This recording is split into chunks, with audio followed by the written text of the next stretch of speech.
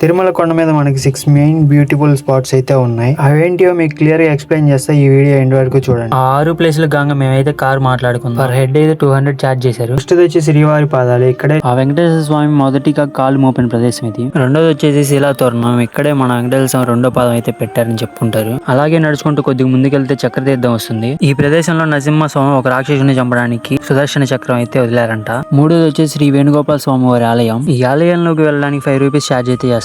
ఈ ఆలయం గురించి మీకు ఏమైనా తెలిస్తే కామెంట్ చేయండి పక్కగా. నాలుగోది వచ్చేసి చెప్పాలి శ్రీ హనుమాన్ మందిరం. ఆ ఆలయం దగ్గరికి వెళ్ళడానికి 1 కిలోమీటర్ మేర అయితే మెట్ల మార్గం అయితే ఉంటుంది. ఆ మార్గంలో అయితే పెద్ద పెద్ద చెట్లు జంతువులు అయితే ఉంటాయి. ఈ ప్రదేశాన్ని హనుమాన్ జన్మస్థలం కింద కూడా పిలుస్తారంట. ఈ ప్లేస్ అడవి మధ్యలో చూడడానికి ఎంతో బాగుంటుంది. ఎస్పెషల్లీ ఈ ప్లేస్ నాకు చాలా బాగా నచ్చింది. ఇంకా ఐదోది వచ్చేసి ఆకాశగంగా. ఈ ప్లేస్ అయితే చూడడానికి ఎంతో అందంగా మిస్టీరియస్ గా అయితే ఉంటుంది. ఎందుకనంటే అలాగా ఆ గంగాజలం ఎక్కడ నుండి వస్తాయి ఎవరికి తెలియదు. పైగా ఇక్కడ నుండే స్వామివారి అభిషేకపు నీళ్ళు అయితే తీసుకొని వెళ్తారంట. ఇంకా ఫైనల్ గా వచ్చేసి పాప వినాశనం. ఇక్కడ మనం స్నానం చేయడం వల్ల ఎలాంటి పాపాలైనా తొలగిపోతాయంట. ఈ వీడియో మీకు ఎలా అనిపించిందో కామెంట్ తో పాటు మర్చిపోకుండా సబ్స్క్రైబ్ కూడా చేయండి.